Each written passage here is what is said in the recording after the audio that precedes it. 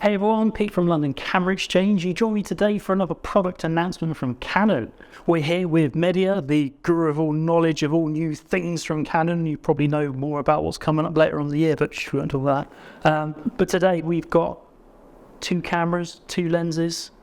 Yep, very exciting products that we'll be talking about today, including the one in front of us, which is the R8. R8. As we said, lens. The lens we have on the R8 at the moment is going to be in units as well, which would be a kit option to go with that as well. Very small, very light, travel, wide angle. And then obviously there is another lens and another camera that we talk about later. Awesome. So this is a full frame camera. Yes. Where does it sit in the level of how many cameras in the EOS R range have we got now? So we have 11 bodies. Yep. If you were to count the 270 and the R5C, which are heavily video cameras, sit in the cinema EOS range. So say 9. Yep. If you were to focus on the hybrid ones. And these two, with these two, really go up to 13 or 11 if you were to dismiss the cinema EOS cameras. Okay. Then. This will be our smallest. Well, in the full frame range, this will be the lightest one. The RP is very popular because of the size and weight. Yeah. This will sit above the RP, okay, but below the Mark II. Okay. But you'd be surprised to know that this is actually lighter than the EOS RP, and we all know how light. Yeah, it's really light. Yeah. So sitting below the R6 Mark II. Yeah. Is it borrowing any of that tech that's seen inside of that, or is it a complete new sensor? Or it has taken a lot from the R6 Mark II, so it uses the same sensor and the same processor from the R6 Mark II, so that's the Digit X. So if you're looking at the image quality, the low light performance is very, very similar.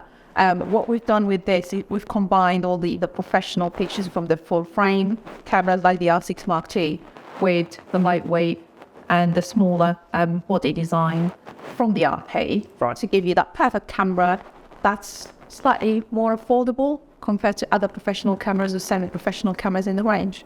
And video spec-wise and megapixels, where does it sit there? So for the megapixels, it's the same as the R6 Mark II. You're still looking at 24 million pixels, 24.2. Digit X processor, as I said. You do get up to 40 frames per second with the electronic shutter, which is crazy. I'm pretty sure you can freeze any motion. It does benefit from GeoPixel CMOS AF2 with deep learning algorithms. So it does feature some of the improvements that we added to the R6 Mark II, like with the subject detection. Okay. Horses, for example, planes and trains. Trains, yeah. Also people, the eyes, the face, the head. And that is all the other subject detection. You also have the automatic option. Again, we introduced that with the R6 Mark II, that previously you would have had to select people, animals, or vehicle. This and the R6 Mark II, you can set it on auto, and the camera will actually decide on the best subject detection to use depending on what you're shooting. So where would you say the differences are between this and the R6 Mark II? If so much tech has been borrowed and almost used inside of this, why would someone go to an R6 Mark II over this, or why would someone specifically go for this one? It's the size and the build quality. So the R6 Mark II, because it's aimed at semi-professionals, and then there will be loads of professionals using that camera. It is bigger, slightly heavier. So there is that element. You also, again, shooting professionally, you probably would want 2 memory cards. So you do have 2 SD card slots with the R6 Mark II. Okay, so you have a single SD card slot. Yep. The battery is different, so you do get the LP6NH on the R6 Mark II. This is the LP17, which is a battery that we have on quite a few cameras in the range, be it the mirrorless or the SLRs.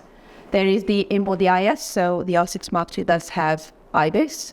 This doesn't have IBIS, but for those that want to shoot video handheld, for example, you do have the electronic IS that we have on a number of our video cameras, which is great, and it works in combination with the optical IS that we have in the lenses. The viewfinder is slightly smaller, a slightly different resolution to the R6 Mark II. So as I said, you start going down the very small, but the key features are very similar. Yeah, sort of megapixels, low light, focusing, subject detection, video mode. Yeah, so video, you still get the 6K oversampled 4K up to 60, nice, which is great. Full HD again up to 180 for slow-mo. And you do have C-Log 3, so for those that want to give themselves flexibility to edit their video in post and braid in, then yeah, got C-Log 3, HDR option as well, so that would give you that 4210-bit if you want to take your video up to the next level.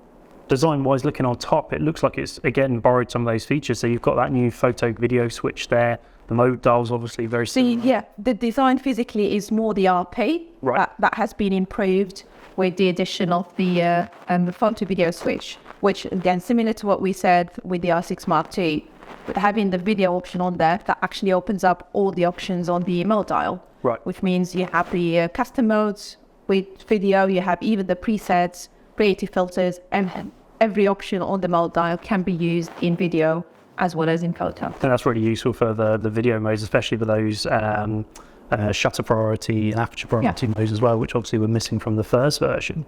The hot shoe, multi-shoe? Yeah, so again, the multifunction shoe, so that again will allow you to use all the latest accessories, be it for stills, the EL5 for example, which is the speed light that we introduced with the R6 Mark II. Video-wise, you have the 2 Canon mics, but you also have the Tascam XLR adapter for more professional audio if you want to. And low light capability is obviously very good. With focusing wise, are we still looking at the same sort of performance level? Yeah, so focusing in low light is still minus 6.5 EV, which is what we said about the R6 Mark II. Which for those, again, looking probably to upgrade from the RP or even the R5, the R, you'll see a significant improvement in terms of the low light performance, so shooting at higher ISO. Which with this would be up to 102,400 if you want to, but you can double it up if you expand it through the menu. And it can focus in the most challenging lighting situations, as I said, down to minus 6.5 EV. I'm guessing it's got the usual sort of connectivity, Wi-Fi, Bluetooth. Yeah, so as well, I guess, as being able to take the stills and the video, you want to have that flexibility of easily sharing them. You do have it Wi-Fi, Bluetooth, but what we have also added is UVC support, which means by a simple USB-C connection, you can basically use the R8 as your high-resolution webcam. You can use it as a simple setup for streaming. With the Wi-Fi and the Bluetooth, again, you can use it with the Canon, the Camera Connect app, which is, I mean, I don't think we talk enough about that app, but it's great for remotely controlling the camera, for stills, for video, and then being able to transfer your images and videos to like the Canon, the image.canon, and then from there it can go to any other platforms as well, in cloud storage, for example. In the presentation, you mentioned that it's really tailored towards those content creators, but there's a term which is used quite vastly at the moment. Where would you see this fitting, and what sort of user would you push this kind of to look at? In terms of content creation, as I said, the term content creators is very vast. So for those that actually probably already do create content, be it stills or video on a certain level, and they actually want to go up to the next level, they want better quality stills, they want to take their video to the next level with more options, they want better autofocus. This is the perfect camera for them, for the R8. Also looking at those upgrading from APS-C cameras or entry-level full-frame dish DSLRs, like for example 6D. I'm pretty sure those of you people watching will remember, would have used the 6D Mark II. You get upgrading from that. This is perfect option. Students wanting the professional quality and professional use, but at a lower price. Between this and obviously in the R6 Mark II, pretty sure for students the R8 would be a better option because of the price. Yeah, and also the size and that sort of build quality as well is going to be a real sort of winner, I feel. It is also a great camera for someone to use that they're not genre specific, so they shoot multiple genres, be it landscape, portraits, weddings, video, music videos. And then they probably want to dive into the video elements as well. So again, the R8 is the one to go for. That's all really interesting and quite an exciting new product. So thank you for joining us today. Thank you. And if you'd like any more information, obviously check out the link below or pop into your local London Camera Exchange.